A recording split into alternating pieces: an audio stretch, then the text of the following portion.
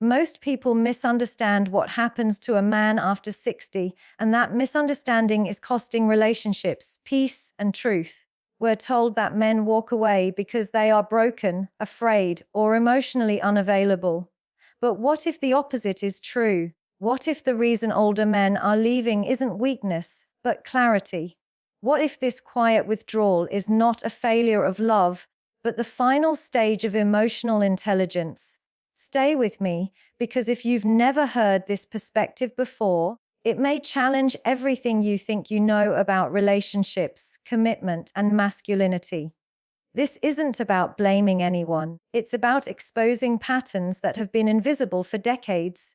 Patterns men rarely articulate and society rarely asks about. For most of their lives, men are taught to endure, to provide, to absorb stress silently and call it strength. They learn that love is something you earn through sacrifice, and that leaving is a sign of weakness. So they stay, they adapt, they compromise themselves in ways no one applauds, until one day they realize the cost. And that realization doesn't come with drama, it comes with exhaustion, with an awareness that time is no longer infinite, with the understanding that peace is not optional, it's essential. At that moment, something irreversible happens. A man stops negotiating his well-being for connection. If you're younger, this will sound unfamiliar. If you're older, it may sound uncomfortably accurate. And if you've ever wondered why men who once gave everything now choose quiet over companionship, you're about to understand the psychology behind that choice. This conversation isn't comfortable, but it's necessary. Because the truth is, men after 60 aren't walking away from love.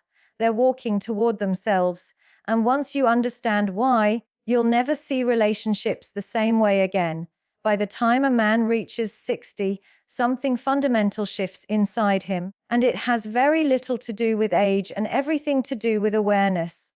For most of his life, he operated under an unspoken contract. He believed that if he worked hard enough, stayed loyal enough, provided consistently, and held everything together emotionally, love would naturally follow. Not just romance, but stability, appreciation, and partnership. What he didn't realize back then was that this contract was never balanced. It was written in a way that normalized his exhaustion and treated his sacrifice as expected rather than exceptional. In his 20s and 30s, he didn't question the cost. He was building, he was proving himself. Pain felt temporary, and effort felt purposeful. He told himself that later would be easier, that once he reached a certain level of security, relationships would finally feel safe and reciprocal. So he tolerated imbalance. He swallowed resentment.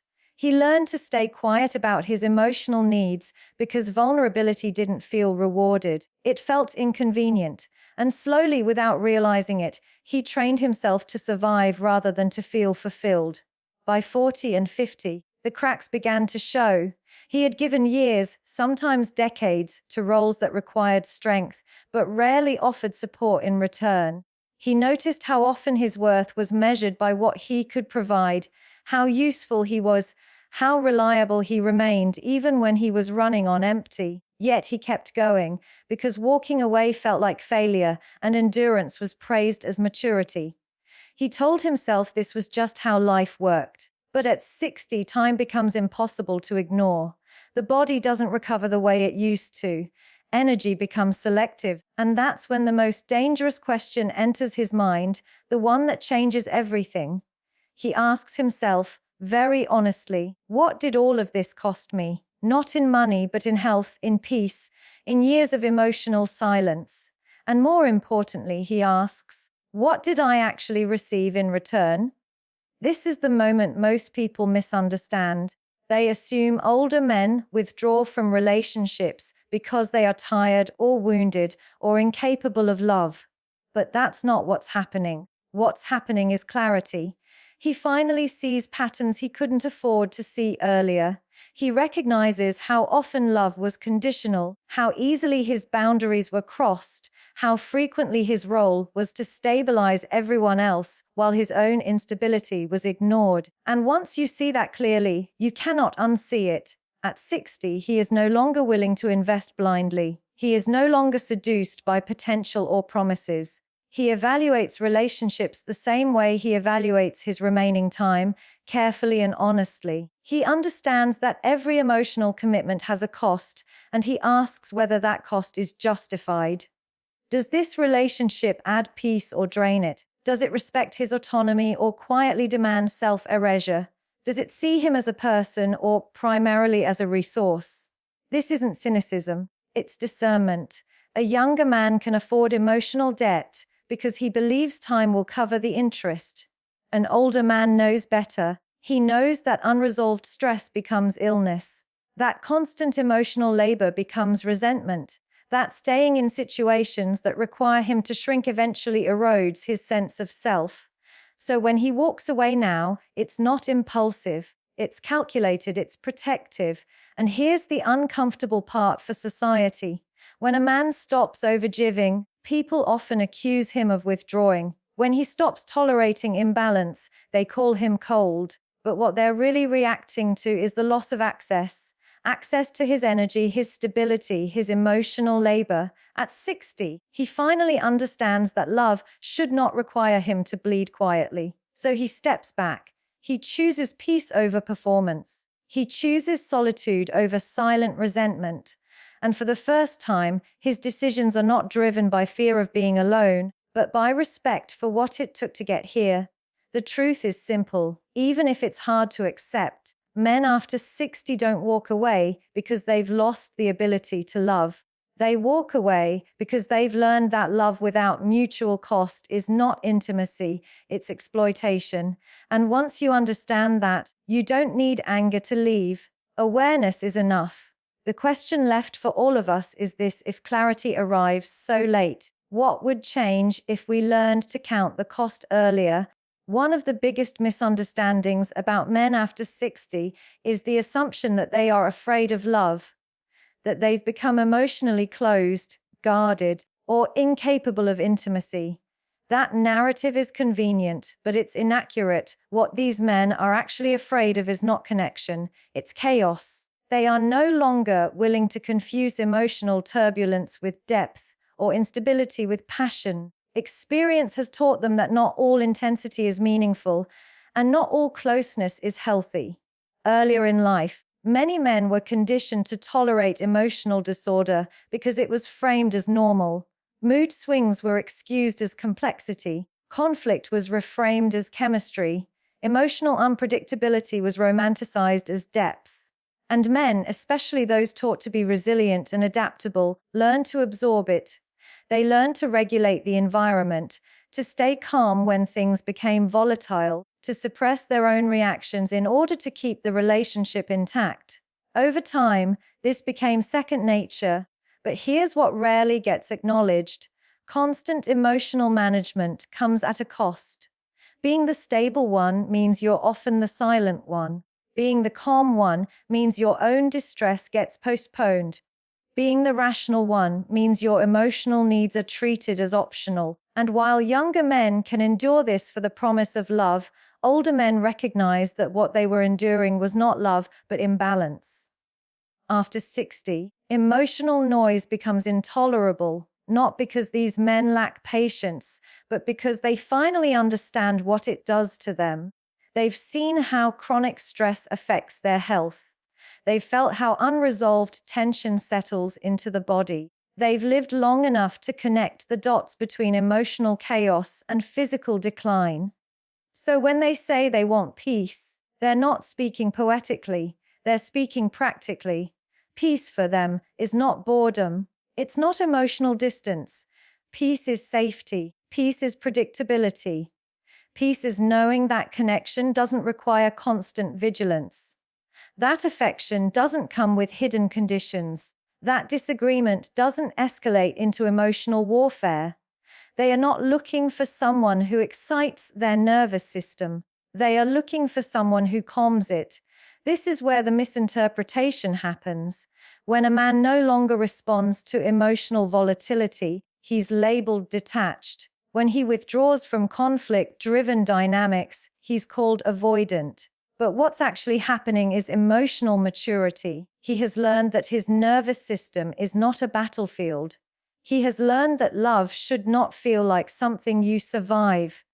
At this stage of life, he evaluates relationships through a different lens.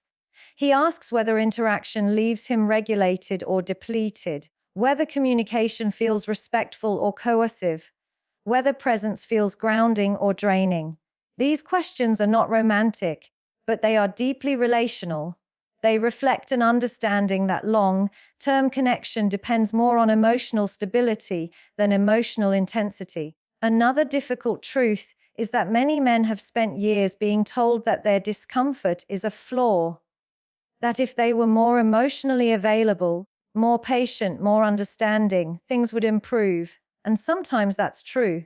But often, it's a subtle way of asking them to tolerate dysfunction. By 60, they stop accepting that narrative. They recognize the difference between growth and self-betrayal. So when they step away from relationships that feel chaotic, it's not because they can't handle emotion. It's because they can. They can finally see it clearly without romanticizing it. They understand that love should expand your life, not consume it. That companionship should feel supportive, not destabilizing. And that peace is not the absence of connection, but the presence of emotional safety. This shift unsettles people because it changes the rules. A man who prioritizes peace is harder to manipulate. He doesn't react the way he used to. He doesn't chase resolution at the expense of his well-being. He's not motivated by fear of abandonment, and that makes him appear distant, when in reality, he's simply grounded.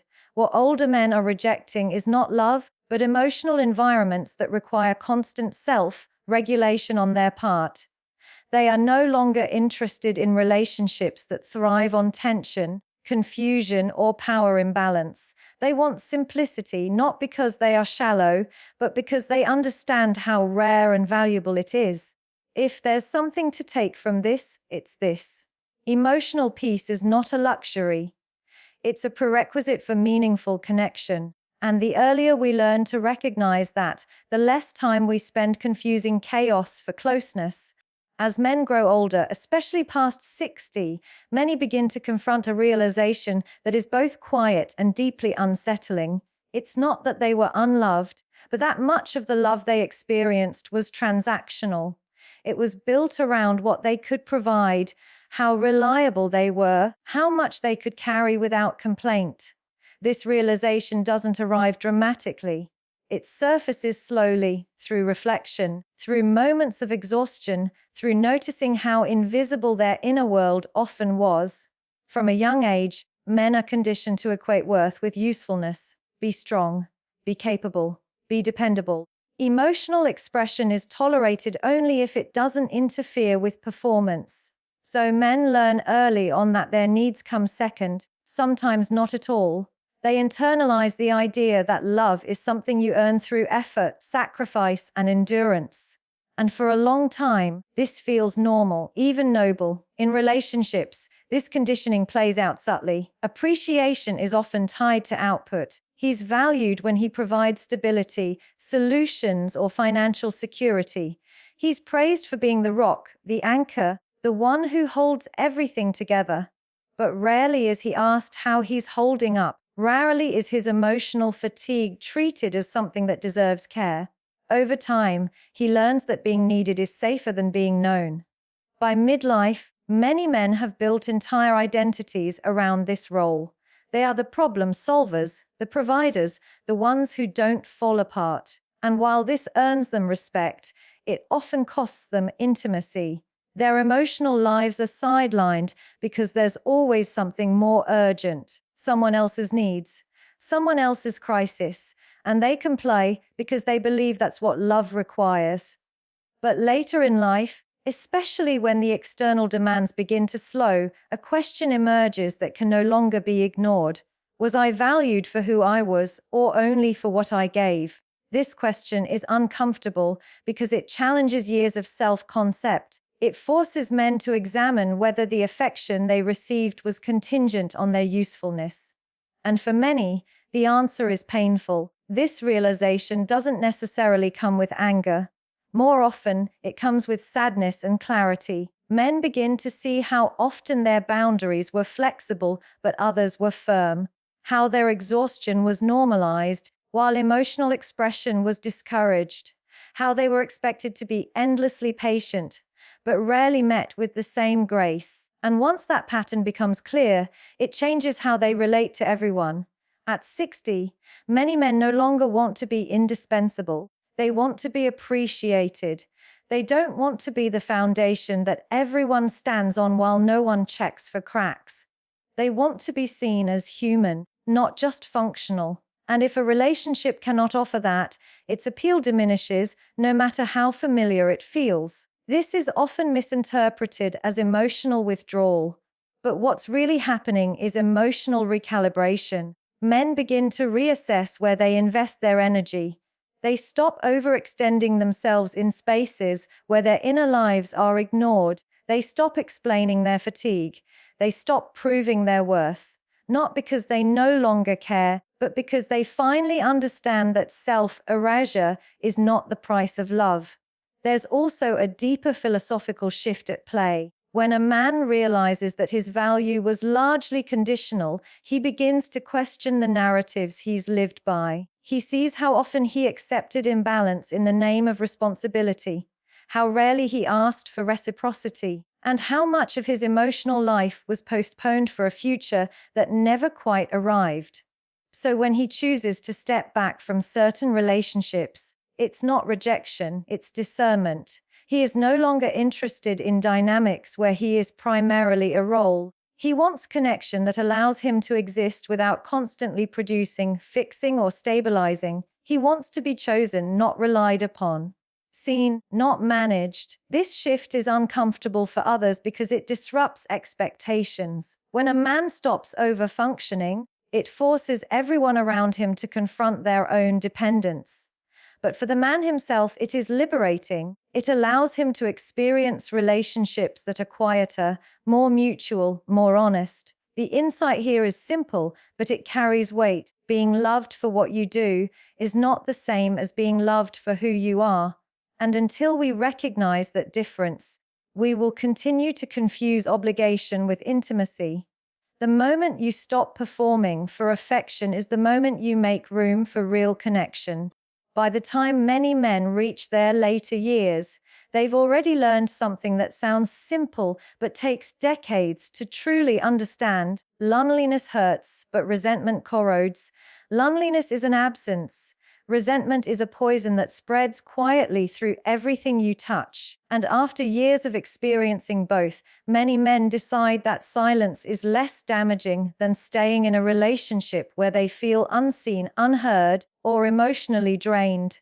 Earlier in life, men are often willing to tolerate dissatisfaction because they believe it's temporary. They assume things will improve with effort, patience, or sacrifice. If they give more, communicate better, stay calmer, things will stabilize. And sometimes they do, but often what actually happens is that imbalance becomes permanent. One person adapts, the other becomes accustomed. Over time, that gap hardens into resentment.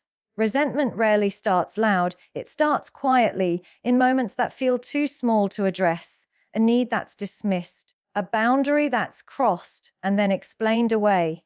A pattern of emotional labor that goes unacknowledged. Men, especially those conditioned to endure, tend to minimize these moments. They tell themselves it's not worth the conflict, that keeping the peace is more important than expressing discomfort. But peace maintained through silence is not peace. It's suppression. As years pass, this suppression accumulates. Men begin to feel like strangers in their own lives. They may be physically present, responsible, dependable, but internally detached. Conversations feel transactional, affection feels routine, and slowly, the relationship becomes a place where they manage themselves rather than express themselves.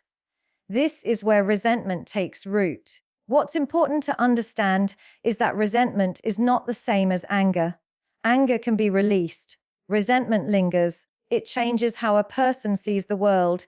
It turns generosity into obligation. It turns care into duty. And for men who have spent a lifetime being responsible for others, resentment becomes a quiet signal that something is deeply misaligned. By the time they reach 60, many men no longer have the emotional capacity to carry that weight. Not because they've become weak, but because they've become honest. They recognize that staying in a relationship that breeds resentment slowly erodes their sense of self. It affects their health, their sleep, their sense of meaning, and no amount of familiarity is worth that cost. This is where solitude enters the picture, and it's often misunderstood. Solitude is not the same as isolation. Isolation is being alone and feeling unwanted. Solitude is being alone and feeling intact. For many older men, solitude becomes a place of restoration, a space where they can think clearly, move at their own pace, and reconnect with parts of themselves that were neglected for years. In solitude, there's no need to perform, no need to regulate someone else's emotions, no need to anticipate conflict. There's quiet, and in that quiet, clarity emerges. Men begin to notice how much lighter they feel without constant emotional negotiation, how much energy returns when they're not bracing for disappointment. This doesn't mean they stop valuing connection. It means they stop accepting connection at any cost. Society often frames this choice as giving up, but it's more accurate to see it as choosing differently. Choosing mental peace over emotional turbulence. Choosing self-respect over familiarity. Choosing a smaller, calmer life over a louder, more demanding one. And for men who have spent decades prioritizing others, this choice feels revolutionary. There's also a philosophical shift that happens here. Men begin to understand that relationships are not meant to consume you. They are meant to support your growth. When a relationship becomes a source of chronic stress rather than shared strength, walking away is not failure. It's wisdom. It's an acknowledgement that not all bonds are meant to last forever, and not all endings are losses. What makes this decision so powerful is that it's not driven by bitterness. It's driven by discernment. Older men don't leave because they hate connection. They leave because they've learned the difference between being alone and being diminished. They understand that loneliness can be managed, but living in quiet resentment slowly destroys your capacity to feel joy. This insight is uncomfortable because it challenges the idea that staying is always noble. Sometimes staying is simply familiar, and sometimes leaving is the most honest thing a person can do. If there's one thing to reflect on here, it's this. The goal of connection is not proximity, it's alignment. And when solitude offers more integrity than togetherness, choosing yourself is not abandonment. It's survival with dignity. By the time a man reaches his later years, especially past 60, there is a quiet but profound shift in how he understands himself. He is no longer searching for identity through roles, achievements, or approval. Life has already tested him. He has failed, endured, rebuilt, and survived enough to know who he is without needing external validation. This is why one of the most misunderstood truths about older men is that they are not looking to be completed. They already are. Earlier in life, relationships often serve as mirrors. Men look to them for affirmation, direction, and sometimes even self-worth. Being chosen feels like proof. Being needed feels like purpose. But over decades, men learn a hard lesson. If your sense of self depends on how someone else responds to you, you will always be vulnerable to losing yourself. By 60, most men have lived through enough emotional cycles to understand this deeply. Completion, at this stage, is not arrogance. It's integration. He knows his strengths and his limitations. He knows what drains him and what restores him. He has made peace with parts of himself that once felt inadequate. This internal stability changes what he seeks in relationships. He is no longer drawn to intensity for the sake of feeling alive. He doesn't confuse emotional highs with meaning. He understands that calm is not emptiness and silence is not absence. So when an older man says he wants ease, he is not asking for less. He is asking for alignment. Ease means not having to defend your boundaries, not having to over-explain your intentions, not having to earn basic respect. Ease means the relationship fits into his life without demanding that he dismantle the life he has carefully built. Respect becomes non-negotiable at this stage. Not admiration, not praise. Respect, the kind that shows up in how disagreements are handled, in how autonomy is honored, in how emotional responsibility is shared. Older men are no longer interested in dynamics where they are managed, corrected, or subtly controlled. They've spent enough time being told who they should be. Now they are only interested in being met where they are. Emotional maturity also takes on a different meaning. It's not about endless processing or constant disclosure. It's about accountability, about knowing when to pause instead of escalate, about understanding your triggers instead of projecting them. Older men look for this not because they lack emotional depth, but because they value emotional efficiency. They know how damaging unresolved conflict can be over time. They want conversations that move forward, not cycles that repeat endlessly. This is why companionship, not fusion, becomes the ideal. He doesn't want to be consumed by another person's emotional world, nor does he want someone to disappear into his. He wants parallel strength, shared presence. Two complete individuals choosing each other, not clinging out of fear or need. This kind of connection feels quieter, but it's far more stable. When this isn't available, walking away becomes simple. Not easy, but simple. There is no dramatic exit, no need for justification. He understands that compatibility is not about effort alone. It's about values, temperament, and timing, and he no longer believes that wanting different things makes either person wrong. It just makes them misaligned. This is often mistaken for emotional detachment, but detachment implies disengagement. What's actually happening is discernment. He is engaged with life, with himself, with his peace. He is not willing to disrupt that for a relationship that requires him to shrink, perform, or constantly adapt. At this stage, adaptation without reciprocity feels like self-betrayal. There is also a deeper existential awareness here. Time is no longer abstract. Every year feels tangible. So choices become intentional. He asks himself whether a relationship adds clarity or confusion, whether it supports the life he wants now, not the one he outgrew. And if the answer is no, he doesn't linger in indecision. He respects himself enough to step away. The final truth is this: men after 60 are not rejecting love. They are refining it. They are no longer interested in being needed to feel valuable. They want to be chosen without conditions. They want connection that feels like rest, not effort. And if that isn't possible, they are content standing alone, whole and intact.